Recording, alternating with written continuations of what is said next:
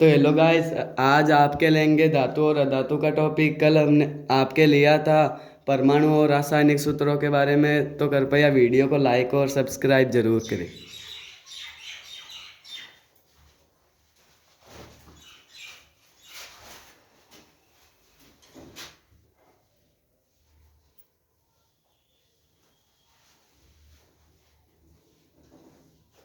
आज आपके विज्ञान में एक टॉपिक है धातु और अधातु का।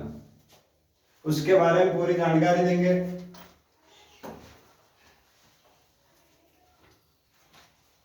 धातु और अधातु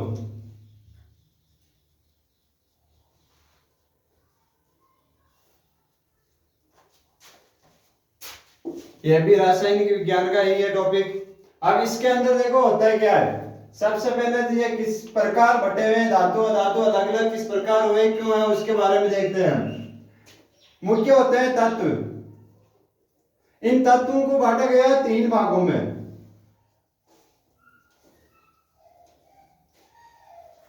तत्व होते हैं 118 तक कुल, जिसमें से 112 से 116 तक नाम नहीं है अभी तक दिए हुए। कुल 118 और बाकी खोज चल रही है अभी। इनको तीन भागों में बांटा गया। एक तो होता है धातु के रूप में, दूसरा होता है अधातु के रूप में,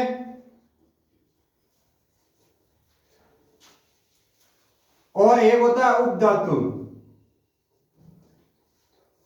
मुख्य तीन भागों में बांटा गया है, धातु, अधातु और उपधातु। वैसे इनको और भी बांट सकते हैं। कुछ आते हैं मिश्र धातु, जैसे तांबा, जस्ता। मतलब उसमें धातुएं मिलकर दो धातुओं को मिलकर बनाए जाते हैं। लेकिन मुख्य ये तीन ही होते हैं, धातु, अधातु और उपधातु। अब धातु देखो कहते किसे हैं, जिसमें विद्युत और ऊष्मा का चालन होता है। मतलब जिसमें विद्युत का मतलब होता है करंट, करंट बहता है, धारा प्रवाहित होती है। जिसमें विद्युत और ऊष्मा का चालन होता है उसे तो क्या कहते हैं, धातु कहते हैं। और जिसमें विद्युत और ऊष्मा का चालन नहीं होता है, विद्युत और ऊष्मा का चालन नहीं होता है, उससे अधातु कहते हैं। एक बचा है उपधातु। आधुनिक आवर्त सारणी के अनुसार धातु और उपधातु को, धातु और अधातु को अलग बांटने वाली धातुओं को उपधातु कहते हैं। एक पहले चलती थी मेंडलीव की आवर्त सारणी, फिर आ गई आधुनिक आवर्त सारणी, वो मोजले नामक वैज्ञानिक ने बनाई थी। उसमें होता क्या इस प्रकार चलता है, ऊपर से फिर यहाँ एच, इस प्रकार यहाँ एल आई बी, इस प्रकार बनी हुई होती है, जिसमें श्लोक के तत्व अलग निकाले जाते हैं। उनमें धातु और अधातु को अलग बांटने वाली जो होती है, तत्व बांटने वाले तत्व होते हैं, उन्हीं को कहते हैं उपधातु। मतलब धातु और अधातु दोनों के गुण पाए जाते हैं, उसी को क्या कहते हैं, उपधातु कहते हैं। जिसमें धातु के भी गुण पाए जाते हैं और उपधातु के भी गुण पाए जाते हैं, उसी को कहते हैं उपधातु। धातु और अधातु दोनों के गुण पाए जाने वाली धातु को उपधातु कहते हैं। अब इनके देखो आपके मुख्य दो ही है, धातु और अधातु। उपधातु नहीं है दिया हुआ आपके सिलेबस में, उपधातु नहीं है। लास्ट हो सकता है उपधातु की परिभाषा आ जाएगी, और परिभाषा यह है कि धातु और अधातु दोनों के गुण पाए जाने वाले वस्तु को क्या कहते हैं, या तत्व को क्या कहते हैं, उपधातु कहते हैं। अब इनके गुण देखो,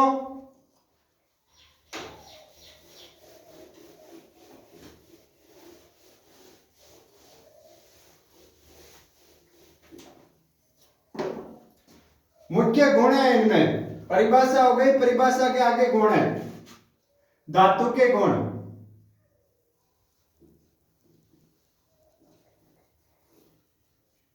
पहला गुण देखो, पहला मुख्य गुण होता है धातु में विद्युत का चालन होता है। धातु में विद्युत का चालन होता है। मतलब उदाहरण, हमारे घरों के अंदर पंखे चलते हैं, बल्ब जलते हैं, पावर हाउस से लाइट आती है, उसमें जो तार लगे होते हैं वो किसके होते हैं? धातु के होते हैं। दूसरा, धातुओं में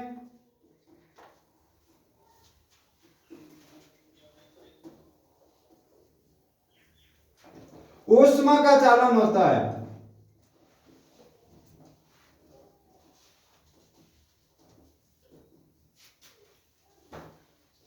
ऊष्मा का मतलब क्या होता है? आपके पास माना कि एक ये मार्कर जैसा लोहे की कील है, जब आप एक लाइटर से लोहे की कील को इस तरफ से गर्म करेंगे तो ये धीरे धीरे अपने आप यहां से भी गर्म हो जाएगा। कारण क्या होता है? क्योंकि इसमें ऊष्मा का प्रवाह होता है, लेकिन ऐसा धातु में नहीं होता है। अभी इसी मार्कर को हम जलाएंगे, या माना कि हमने एक चौक ले ली, उस चौक को एक तरफ से जलाएंगे तो वो इस तरफ से गर्म नहीं होगी। आपने देखा होगा कि घरों के अंदर चाय बनाने वाली एक भगोनी होती है, और उस भगोनी को हम केवल पेंदे से गर्म करते हैं। चाय बनाने के लिए पेंदे से करते हैं गर्म, लेकिन उस भगोनी के लगा हत्था भी गर्म हो जाता है। इसलिए हत्थे के ऊपर क्या होता है? एक बेकेलाइट की परत चढ़ी हुई होती है। हत्था बेकेलाइट का लगाया हुआ होता है, क्योंकि वो उसमें ऊष्मा का प्रवाह होता है, और ऊष्मा प्रवाह होने के कारण वो हत्था भी क्या हो जाता है? उसका गर्म हो जाता है और हाथ जलने लग जाता है। इसलिए उसके ऊपर बेकेलाइट की परत चढ़ाई जाती है।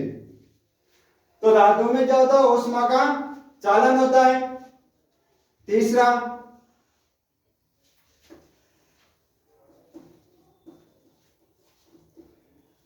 धातुएं कठोर होती हैं। मतलब धातुएं कठोर होती है, मजबूत होती है, लेकिन इन्हीं के कुछ अपवाद है। अपवाद बाकी के कंप्लीट लास्ट में बता दिए जाएंगे आपको। हर गुण में अपवाद मिल जाएगा, और उन अपवादों को हम पीछे से, उनकी जानकारी पीछे बाद में लास्ट में लेंगे। चौथा देखो, धातुएं चमकीली होती हैं।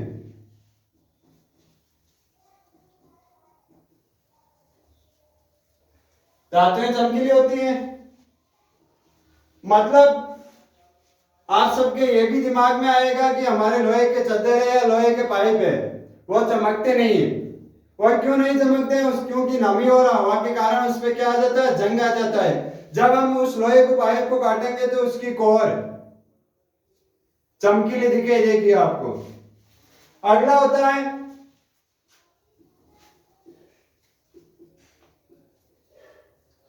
धातुओं में तन्यता का गुण पाया जाता है।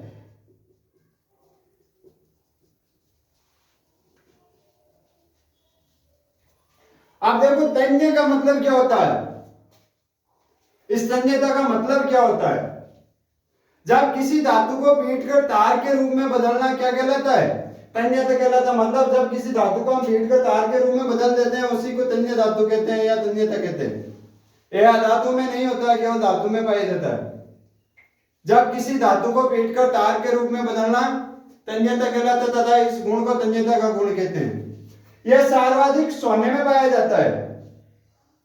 इसकी जानकारी लास्ट में दे देंगे। अगला देखो, छठा, इसके अंदर आघात वर्तनीयता का गुण पाया जाता है।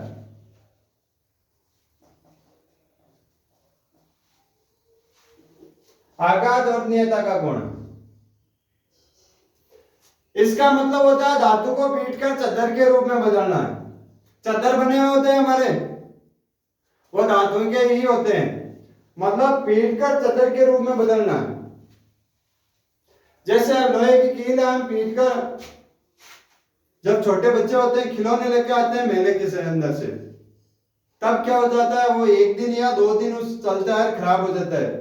और खराब हो जाता है तब अब छोटे बच्चे क्या करते हैं? मिस्त्री घर पे ही बन जाते हैं खुद, और उसको खोलने के लिए स्क्रू लगे हुए होते हैं। पेचकस की आवश्यकता होती है। पेचकस छोटा मिलता नहीं है, घर पे मिलता है बड़ा मिलता है। तब क्या करते हैं छोटे बच्चे? एक तार लेके आते हैं, तार को पीट कर पेचकस बना लेते हैं। और वो किस कारण बनता है? कौन सा गुण है? आघात वर्तनीयता का गुण। मतलब चपटा हो जाता है दांत। यदि किसी धातु को पीट कर हम चपटा बना सकते हैं या चादर के रूप बदल सकते हैं, इसी गुण, वो किस कारण होता है? आघात वर्तनीयता का गुण होता है, इसी कारण वो चपटा हो जाता है। अगला है 7वां गुण दावनिकता का।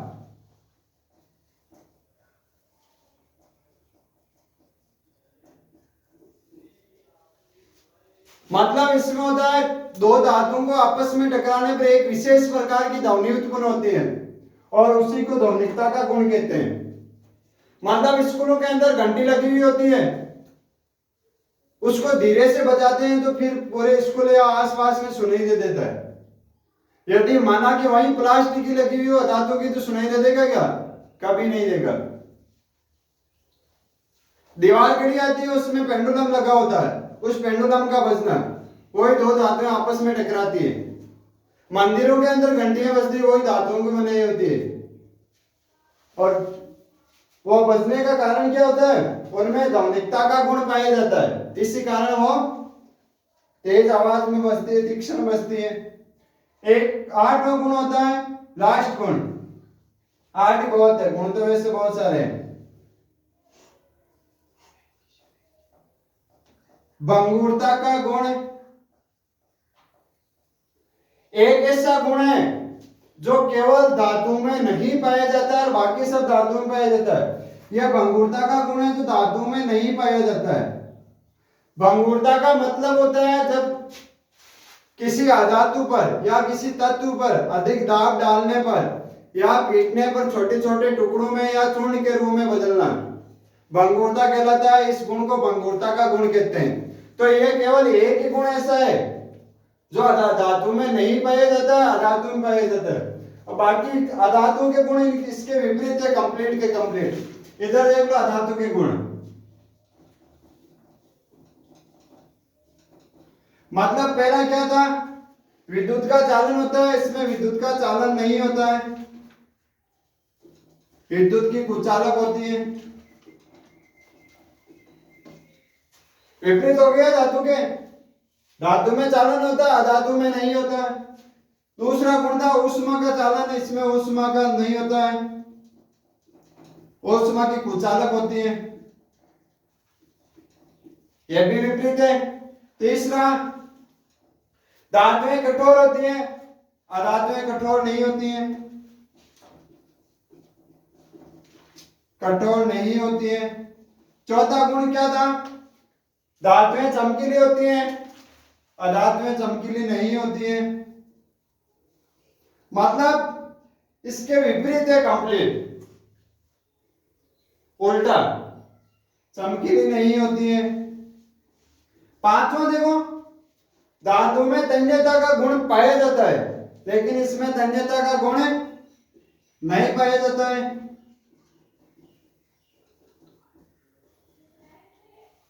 छठा, इसमें आघात वर्तनीयता का गुण पाया जाता है, इसमें आघात वर्तनीयता का गुण नहीं पाया जाता है।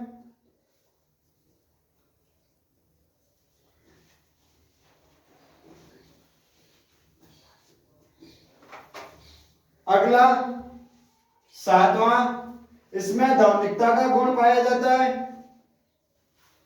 और इसमें ध्वनिकता का गुण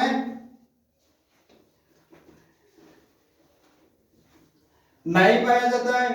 8वां, इसमें देखो ये विपरीत है, ये भी विपरीत है।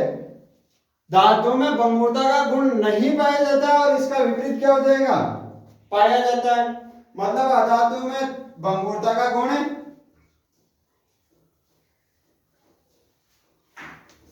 पाया जाता है। ये एक ही गुण है जो विपरीत है, मतलब विपरीत तो सब है, लेकिन इसमें पाया जाता है, इसमें नहीं पाया जाता है। बाकी सभी गुण धातु में पाए जाते हैं, लेकिन ये एक ऐसा गुण है जो अधातु में पाया जाता है, भंगुरता का गुण। चौक भंगुर प्रवृत्ति की आती है धातु है। चौक पे अधिक दाब डालने पर छोटे छोटे टुकड़े हो जाते हैं या वो चपटी हो जाती है। चौक कभी चपटी नहीं होती है, ये मार्कर है, इसको अधिक दाब इस पीटने पर ये छोटे छोटे टुकड़ों में बदल जाएगा, लेकिन चपटा नहीं होगा। ये तो थे इनके गुण, 8 गुण है। फिर इनके देखो अपवाद कौन कौन से हैं। कुछ उदाहरण देख लेते हैं, कुछ अपवाद देख लेते हैं। मतलब इसमें पहला गुण है धातु विद्युत की चालन होती है, और इसमें पहला गुण है विद्युत की कुचालक होती है, लेकिन इसका एक अपवाद है। 6 नंबर पे आता है कार्बन। अधातु में क्या है, विद्युत की कुचालक होती है। 6 नंबर पे आता है कार्बन। कार्बन का एक अपरूप है ग्रेफाइट। दूसरा कौन सा अपरूप है, दूसरा अपरूप है ग्रेफाइट। और इस ग्रेफाइट आपने देखी होगी और आपकी खाई हुई भी है, आप सबकी देखी हुई भी है ग्रेफाइट और खाई हुई भी है। यह पेंसिल की नोक ग्रेफाइट की बनी होती है, और छोटे थे तब पेंसिल जलाने के लिए एक बार मुंह में, एक बार पेज पे, एक बार मुंह में, एक बार पेज पे, इसलिए खाई हुई है सबकी। दूसरा ग्रेफाइट, इसमें क्या होता है, विद्युत का चालन होता है।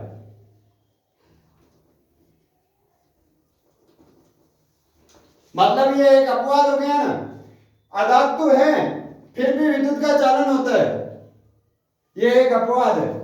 अगला दूसरा देखो, ऊष्मा का चालन, इसमें कोई अपवाद नहीं है, इसमें नहीं होता। तीसरा देखो, धातुएं कठोर होती हैं, लेकिन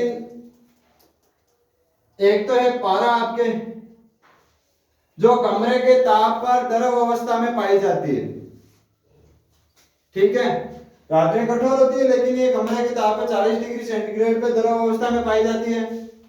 इससे अगला देखो, सीजियम,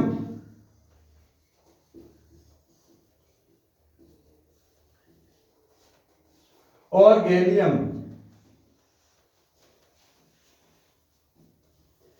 इन दोनों धातुओं को हथेली पर लेने पर द्रव अवस्था में बदल जाती है। अति कठोर है लेकिन हथेली पे लेने पर द्रव अवस्था में बदल जाती है, लेकिन धातुएं कठोर होती है, ये इसका उल्टा हो गया, अपवाद है। एक धातु होती है सोडियम, 11 नंबर पे आती है, इसका लैटिन भाषा में नाम होता है नेट्रियम, Na।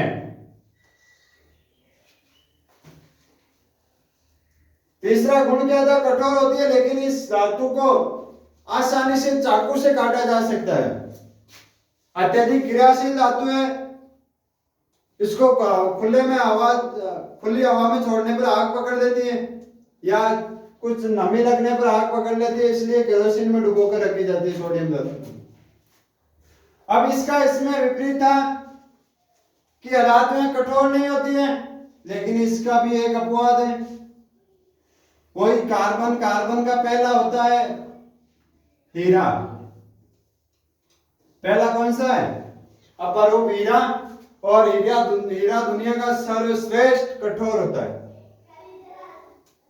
जब हीरे को आप हथौड़े से तोड़ोगे, टुकड़े करने चाहेंगे, हथौड़ा टूट जाएगा, हीरा नहीं टूटेगा, इतना कठोर होता है, लेकिन अधातु है फिर भी, ये एक अपवाद है। अगला देखो, धातुएं चमकीली होती हैं, इसमें अपवाद नहीं है, लेकिन इसका विपरीत वाले में अपवाद है अधातु में। अधातुएं चमकीली होती है, चमकीली नहीं होती है। मतलब हीरा, इसका भी अपवाद यही हीरा है, दुनिया का सर्वश्रेष्ठ चमकीला होता है। और हीरा चमकता क्यों है, कोण आंतरिक परावर्तन के कारण, कोण आंतरिक परावर्तन के कारण। अगला देखो, धातु में तन्यता का गुण पाया जाता है। तन्यता बता दिया, एक बार फिर सुन लो। धातु को पीटकर तार के रूप में बदलना तन्यता कहलाता है, तथा इस गुण को तन्यता का गुण कहते हैं। यह सर्वाधिक सोने में पाया जाता है। किस में पाया जाता है, सोने में। और सोने के बाद में पाया जाता है चांदी में।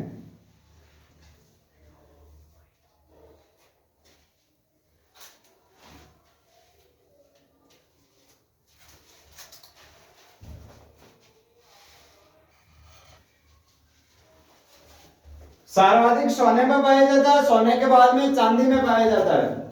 अब देखो सोने के बारे में, शुद्ध सोना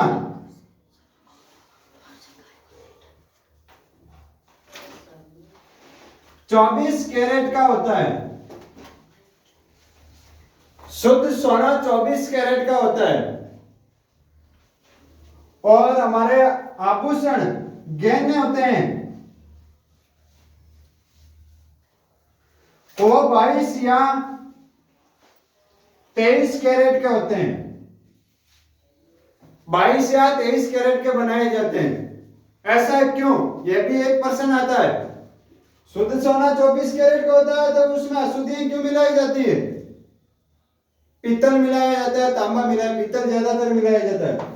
22 या 23 कैरेट के आभूषण बनाए जाते हैं, गहने बनाए जाते हैं। इसका भी कारण सुन लो।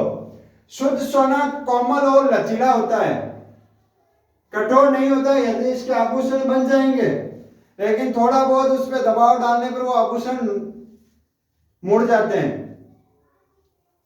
और आभूषण पहनते किस लिए? सुंदरता के लिए पहनते हैं। यदि वो मुड़ गए कहां से, फिर तो पहनने में मतलब ही क्या उसमें। इसलिए शुद्ध सोने के आभूषण नहीं बनाए जाते हैं क्योंकि शुद्ध सोना कोमल होता है, इसलिए उसके अंदर अशुद्धियां मिलाई जाती हैं जिसके कारण वो कठोर हो जाता है। 1 ग्राम सोने में आपके पास है 1 ग्राम सोना। 1 ग्राम सोने में लगभग 2 किलोमीटर तार बनाया जा सकता है। 1 ग्राम सोना अभी मेरे हथेली में होगा तो भी आपको दिखाई नहीं देगा, इतना कम होता है। 1 किलोग्राम का 1,000वां भाग 1 ग्राम होता है। और 1 ग्राम सोने में लगभग 2 किलोमीटर, 2 पॉइंट कुछ ऊपर बनता है, लगभग 2 किलोमीटर तार बनाया जा सकता है। इसलिए तन्य धातु सर्वाधिक यही होती है, सोना। अगला गुण देखो, इसमें नहीं पाया जाता है आकाश और तीव्रता का गुण। यह सर्वाधिक चांदी और सोने दोनों में पाए जाते हैं। चांदी और सोने दोनों में पाए जाते हैं। दाम्भिकता का गुण इसमें पाया जाता है, इसमें नहीं पाया जाता। भंगुरता का गुण इसमें नहीं पाया जाता और इसमें पाया जाता है। ये उल्टा है। एक देखो विद्युत वाला वापस। पहला गुण, सर्वाधिक विद्युत तत्व या विद्युत धातु कौन सी होती है? वो होती है चांदी। मतलब सबसे अधिक विद्युत का चालन किसमें होता है? चांदी में होता है। लेकिन हम हमारे घरों में चांदी के तार लगाए हुए नहीं होते, पावर हाउस में चांदी के तार लगाए हुए नहीं होते। ऐसा क्यों? यह भी एक प्रश्न बनता है और प्रश्न आता है एग्जाम के अंदर। पहली बात तो इनके 2 कारण है। एक तो चांदी महंगी होने के कारण लगा नहीं पाते हैं। दूसरा, यदि लगा लिया तो चांदी की अधिकतर चोरी हो जाएगी। रास्ते के अंदर सीसीटीवी थोड़ी लगाएंगे सब जगह, जहां से लाइन विद्युत वाली लाइन लगी हुई है वहां सीसीटीवी थोड़ी है, कहीं से भी काट के ले जा सकते हैं। इसलिए चांदी के तार और मुख्य महंगे होने के कारण नहीं लगाई जाती है। एल्यूमिनियम, तांबा के लगाए जाते हैं। फिर यह है आपके धातु और अधातु के बारे में।